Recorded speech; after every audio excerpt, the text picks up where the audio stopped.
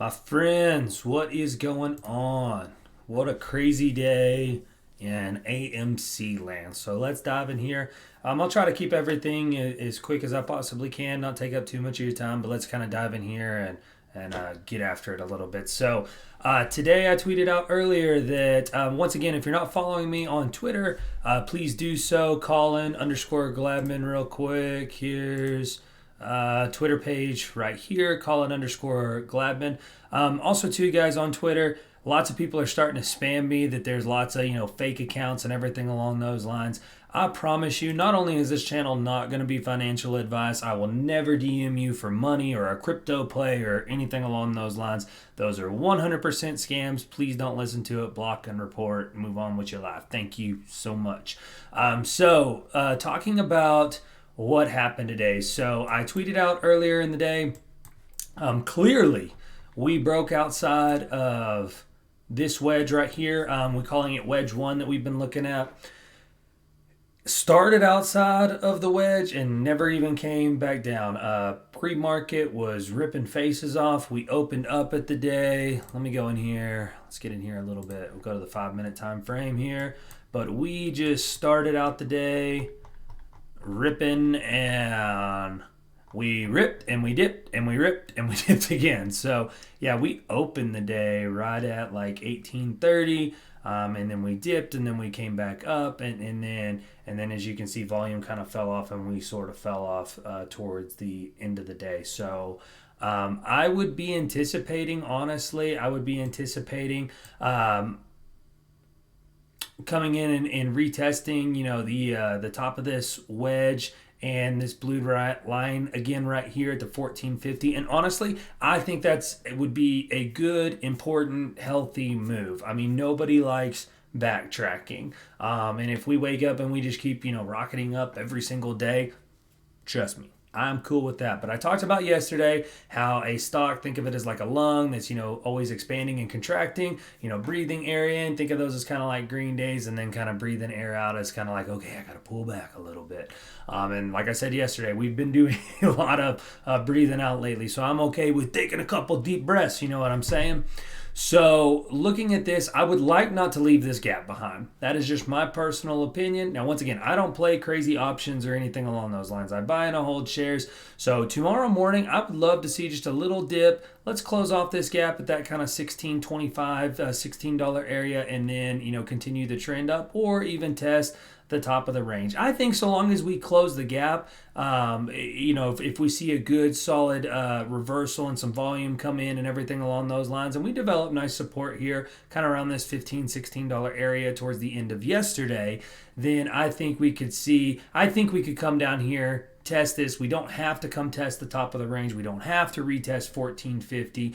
As of yesterday where we sat, I expected this morning, we were going to do something like this where we came down and sort of tested right here and then bounced up, probably got rejected, and then one more time, kind of double bottom off of that. That did not happen. We just came out with not rocket ships, but we were moving. It was a great day overall. And then, like I said, kind of sell off towards the end of the day. If you go and you look at, the SPY or anything along those lines, there's definitely some concerning things as far as, going up on not great looking volume. So whether or not this relief rally continues, I don't know. But when I first looked at my phone this morning, man, everything was red except for GameStop and AMC. And like I've been saying, we will follow the market until we don't. And when we don't start following the market, when we're green and everything else is red around us, that's, in my opinion, we're going to start seeing some real big things coming. So overall, let's look at some fibs here from our most recent run to what kind of happened today. So once again, for the TNOR people, look at that. The low of the day bounced right off the 382. What do we say about the 382? It's one of the most likely retracements that we possibly have. So the 382, 618, most likely retracement. So, but I'm sure it was an accident. Keep trolling. from where we're at right now, we could come down here, 1525, and that 1525 would not only get us the gap fill, but would also get us pretty close to retesting the top of the wedge. The golden pockets, that 1525 to about $15 right in there. So that's what I would be looking for overall support. Worst case scenario, oh, shocker, that 786 is 1442. Who would have thought that would be the case? Once again, don't get it twisted. TA works. Don't listen to those people. All right. So going back and looking a little bit more macro now. So from a macro standpoint, I'm not going to sugarcoat it. That candle looks pretty ugly. All right. Somebody was asking me earlier today on Twitter, like, how can we have a 4% day? We finished up, actually 5% day, 4.98%. How can we have that? But, the candle be red. It makes no sense. And honestly, it does. Sorry, let's go back to the 5-minute mark. Or 5-minute candles, and it's because we opened at that 18, but then we closed at the 16. So that's why the candle is red overall, even though technically it was a positive percentage green day. Overall, we closed lower than we opened, so that's why. So if you watch my videos, person asking me on Twitter, that is why. Just making sure we're on the same page. Let's see here, let's get rid of wedge. Nope, not that one. Let's get rid of the wedge one. So as of right now, I would be looking for just a retest on the top of those wedges. If we're looking at wedge 2, which was the big kahuna one that we've been tracking, we've got work to do. We've got to kind of break and hold above that $20 area. Obviously, we're going to have some resistance in here.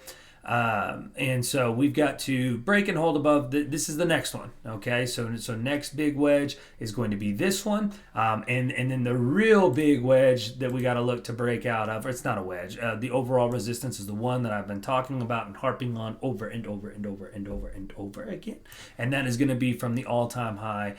Once we break that and retest that and start moving up, that's when I'm gonna pull the horns out at that point in time. All right, I'll be super bullish at those moments, but we have got work to do. I've been seeing a lot of stuff about people talking about mid-February or anything along those lines, and I want to keep it real with you guys, like I always try to do. I'm happy to be wrong, but I don't see anything like that. We are going to have some grinding to do.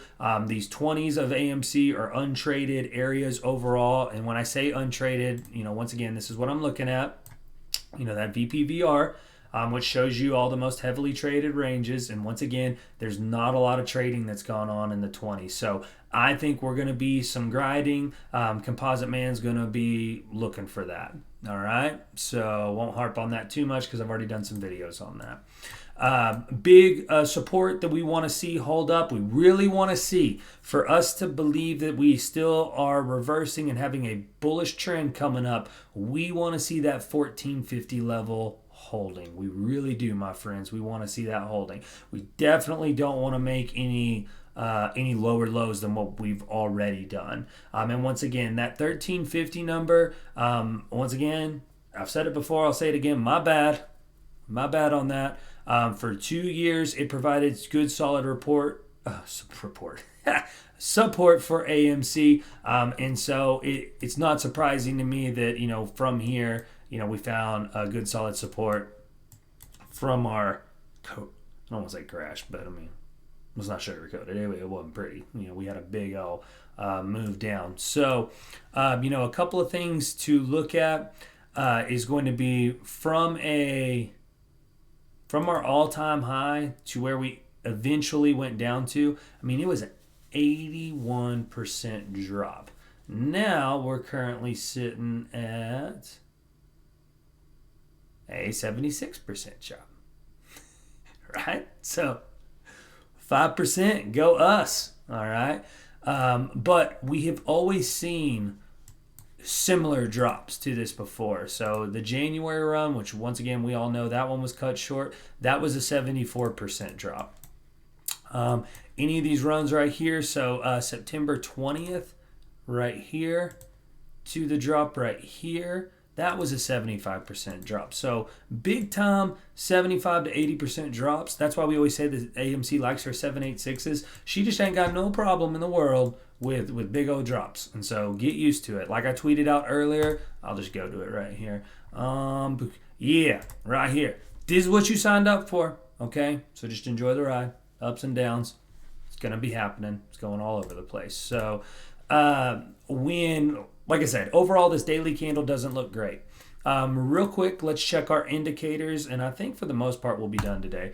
Throw up here the moving averages. So I tweeted out earlier that this is going to be the big battleground ahead. This 200 EMA, as you can see, is going to be kind of, I wouldn't be surprised at all if we start fighting this right around the 200 EMA. Once we start hitting these exponential moving averages and we start reclaiming them, guys, I promise you lots of traders, institutions, whales, that's when they will really start going, hey, what's she doing, AMC? What's she doing, girl? I like the way you look. But we got to recover them first. One great thing that we saw today, big O ton of volume, right? We had 100 and what? Right here. Why isn't that showing me? Show me volume. Trading view. You liar. 124. Yeah, 124 million. So obviously, even when looking right here, that volume candle stands out. And so that's good. We want to see volume and volatility returning. We want to see the old girl waking up a little bit. On the MACD. So what you want to see, what's basically the golden cross on the MACD, is when this blue line starts crossing over this orange line. That's when you can see we've got runs. If you come back here, every time, here's a good one from the August to the September run. When that blue line came crossing up over the orange line, that's when you see nice bullish activity. And so as you can see, I'll zoom in kind of as much as I can right here, but we have already crossed and the MACD is turning green. So that looks awesome. Let's pull up the RSI. Yeah. So pretty much right when I tweeted out, we are now more oversold on the RSI for AMC than we were when the COVID shutdown happened. And that tweet got a lot of reactions and retweets and everything along those lines. And man, that was calling the perfect bottom for you guys. All right. So, literally the perfect bottom. I could do that. Dave knows how to do the thing where it pops when you tweet. I guarantee I could pop my Twitter up right here and I would be like right here. And if you bought right here, you're in good shape. So once again, it's not a buy recommendation. Nothing I do is financial advice, yada, yada, yada, yada, yada. And I have to say that because people don't take responsibility for the actions. They want to blame other people for their problems. And it's laughable, but I got to say that to protect myself. So anyway, enough about that. RSI, we got plenty of room to run. Okay, let's look at on the hourly. So you can see, all right, we got a little cooked on the hourly, and that's why we started coming back down, but now we got some breathing room. Guys, on the RSI, once again, anything over that 70 mark is going to be considered overbought, and anything under the 30 mark is going to be considered oversold. All right, so the fact that we are this oversold allows us to have a lot of momentum carrying us forward. Okay, once this RSI, if it gets overcooked again, we will see pullbacks. All right, I don't care what it's doing, we will see pullbacks at times. All right, you need proof? Look at this. So right here on the June run, we were sitting at 43 and we overcooked this bad boy all the way to 95, and then it's just been boom, boom, boom, boom, boom, gonzo since then. So we got a lot of room to run. That's good. Last but not least, OBV. I want to do this real quick. So I stole this from Robbie Brown. Okay. So full credit to him. He's a really good guy. I've had a few Twitter interactions and DM'd with him a couple of times. He's a real solid guy. He follows TA, and so I highly recommend pull your Twitter up and follow this guy if you follow me, because he puts out good stuff. So basically it's this right here. So the Jan to June run of AMC, we kind of formed a pennant here on the OBV. Man, my contacts keep messing up on me. It's late, my friends. I'm sorry. Okay, so we kind of formed this little pennant here. And then right here, we broke and we dipped below. And man, sometimes when it gets late, I can't talk, guys. And I've been coaching all day, so I'm sorry. My brain's a little fried. But we dipped below the pennant here. And then we curled back up, and then it was Gamma Ramp City. So if you look at it on the chart, it would have looked like this. So it was the pennant that everybody was tracking from right here, and it was tracking beautifully. And then, oh no, we broke below, but then it came back up, came back to retest, and then moonshot. All right, so when you look at the OBV right now, you take it from its peak, all right, and we do this right here, and then I click here, and then I take it. So see this little, every AMC run so far kind of has a little hitch up there towards the top. So I take it from the same aspect. So we got the big run, little hitch right here. So big run, little hitch right here. So I'll take it from that same little hitch, and you do this, and what do you see? Now I want to be super clear. I am not calling for a moonshot, all-time highs, anything along those lines. Okay? I have said repeatedly, until we make a new sign of strength for AMC, I don't even want to talk about a new all-time high. Now, I think that when it does start to happen, I do think things will move relatively quickly. But I'm not going to sugarcoat it. I think we got some grinding to do. I've said that multiple times. I think we got some grinding to do. But once we do start to move, I think we will start to move. Okay? So this does not mean a moonshot, but it does mean our setup is starting to look the same. And I'm a big believer in fractals and patterns repeating themselves and all that kind of stuff. You can watch my previous videos or follow me, on Twitter, and you'll see my previous stuff. I do believe that to an extent, history repeats itself. With just about any stock, you'll see similar setups and similar things happen. BBIG is a perfect example. It is just a constant falling wedge breakout, falling wedge breakout, falling wedge breakout. So, like I said, this is a very good sign. This looks really good. It is a very similar setup. It does not mean that we're going to get this same moonshot, but it doesn't mean it's not either.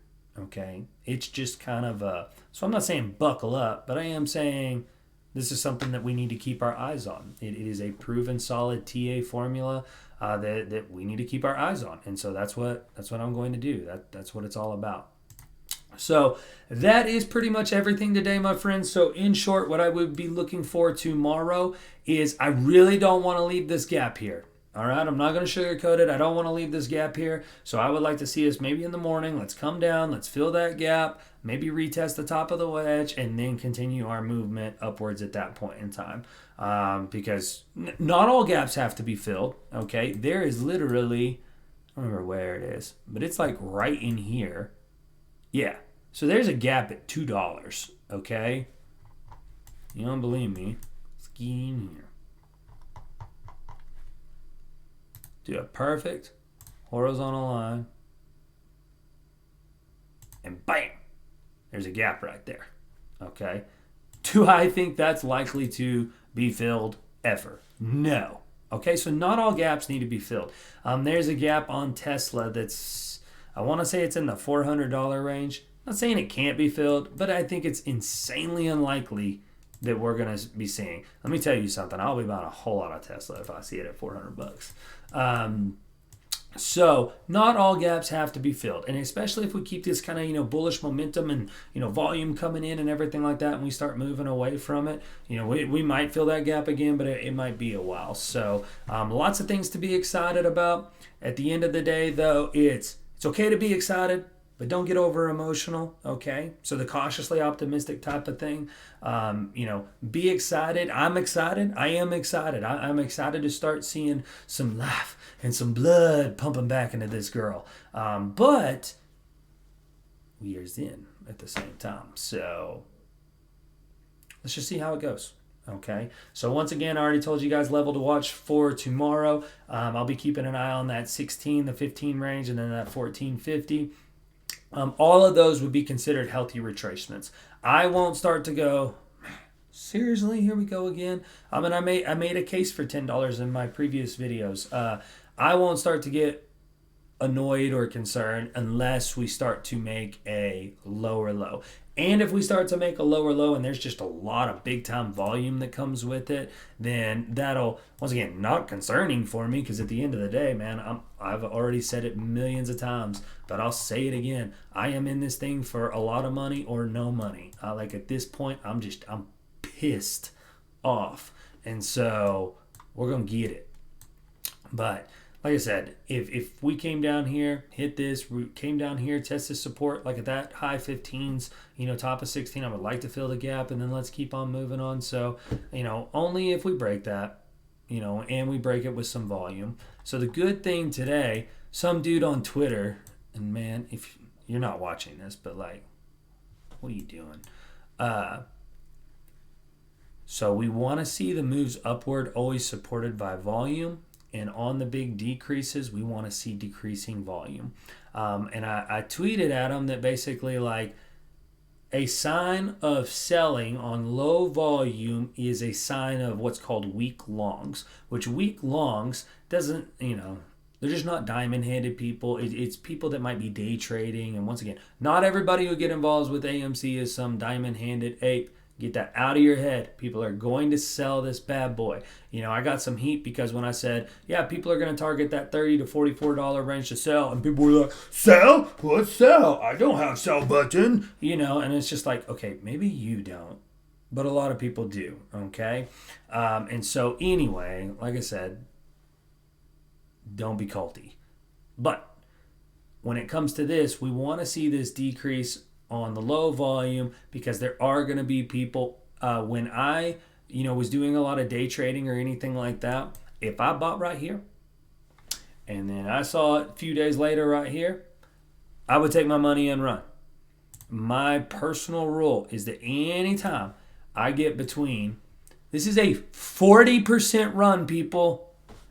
If I see at any point in time in any trades that I do, you guys that follow me on Twitter see the scalps that I do on other stocks and everything like that, Tesla, BBIG, so DWAC, so on and so forth. If I see this type of returns on